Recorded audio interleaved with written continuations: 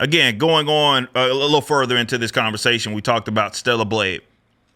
And I think that every independent creative or creator in general, whether you're independent or not, I think the ceiling has been raised, if you will, maybe altogether eliminated, but there are still going to be benefits, highs, lows, positives, negatives to working with a major publisher or a bigger entity, okay? And it's going to be on the creators to weigh the give and the take, because that's going to happen. It's inevitable. Because if you do it yourself, you have to understand not just the financial investment that's going to have that you're going to have to incur those costs, time, effort, all of that is going to be a part of it. What, just like any major player in any industry, what they can promise is to alleviate some of that. But to me, with what independence has been able to give people these days through elements of like crowdfunding, as an example, the ceiling got either raised or eliminated, because before you used to hit it. And that's why everybody went to work for a bigger dog, because there was only so much that you could do and only so far that you could get if you did things independently.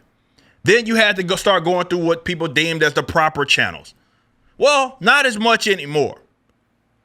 Now you can do things more independently. The internet has changed the game entirely. However, I think what there's still the big change that, well, let's say this, there's still something that is attractive to to people that maybe don't want to do things independently. And that the bigger companies can offer. And that is, they could speed run you.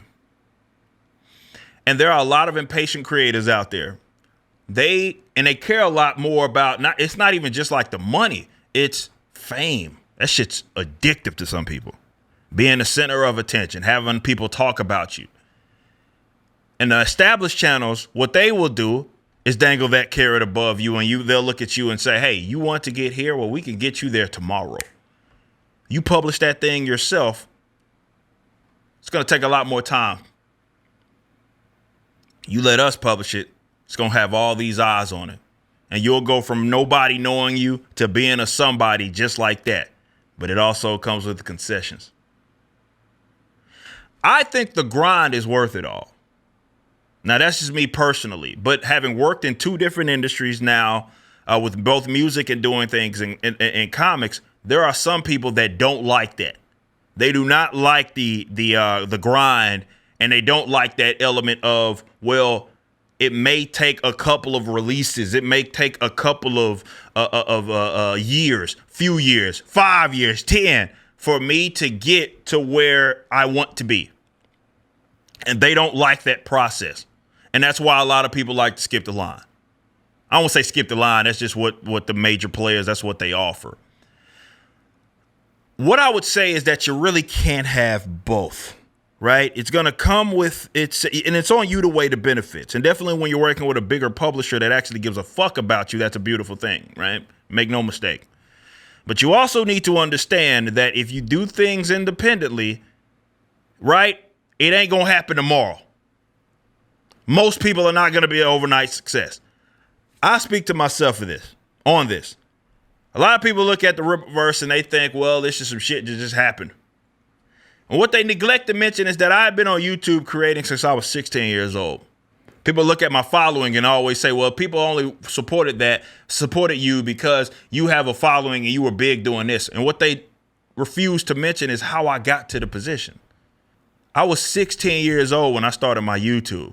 I was doing music in the latter half of the 2000s, the early 2010s, and all of that grinding and content that I was doing, and I got all these followers and supporters. That took a long ass time. So this is why I always say, if you want to get to where I'm at, you better, and like I did it, right? You had better be prepared to put in 15, 16, 17 years of grinding. A lot of people don't want to do that. They look at the end game and they want to be there tomorrow. And hell, they start to even get grimy and dirty and pissy at seeing other people that put in the work for years at a time, building relationships and networking and doing all that for years. And they just want to be there. They see the end game. You got to play ball if you are working with those guys. If you're working with the major publishers, sure, they can offer you success and fame that you otherwise maybe would never see. Or it's going to take you a very long time. But I'd argue that it's worth it. For me, it was. Whether I succeed, whether I succeed or whether I fail. Whether I succeed or fail, that's on me. I said that in the Be Great song. And that's the beauty of how I got here. And it's more rewarding. It's more liberating. It's fun. And I think when you're looking at it and doing things for like that reason, right? I built what I built, and there's two things that I'm trying to do, right? I want to create independently, obviously, with no major investors, no investors at all. Really, if I have an investor, it's my customer, and that's it. But also love to build people up around me, right? So, because this is a team sport, right? We're independent, but it's a team sport, which what I mean by that is that the people that work with the Rippaverse see the Rippaverse through, right? And that's how the Rippaverse gets to where the Rippaverse is at. So giving people good paying jobs is something that I value so much. Being able to have people be a part of the comic book industry, and some of the other stuff we do, animation and everything else. And giving those guys good paying jobs, right? And they love what they do. They have fun with what they do is something that I value, right? But in order for us to get to that point, it was a process, bro. So we were talking about like Stellar Blade and Shift Up, I believe, is the company. And they had to weigh the benefits themselves. And they're seeing, unfortunately, it may be biting them in the tail. Because, yeah, they've been around, I think, for almost 10 years, right? Maybe at 10 years, right? And maybe they see it like, look, this game took maybe 4 years to develop, 4 or 5 years to develop, or however long that it took. They look at it like if we released this independently, we would have not got the eyes that we got on it going through Sony. And I think that is the same decision that a lot of people are being pressed with and having to make. It's almost like I don't even want to say it's a deal with the devil. Maybe if you look at Sony like that, okay. More or less what it is that it's going to be some gamesmanship if you do go that route. And there's going to be a set of rules that you have to abide by that otherwise you would not have if you stayed independent. So you have to decide as a creator, no matter what you're doing, is that trade-off worth it? For some, it is. They rather have the money. They rather have the immediate fame. They rather be doing the speed running. For me, it's not. So it just depends on your perspective, I guess. Thanks for watching. Right now, the Rippaverse is in the middle of our latest campaign, Yaira #1, which was written by the Saskas. Head over to Rippaverse.com, pre-order, and check out our first live-action trailer and the latest Rippaverse Studios production, Y'all Be Easy.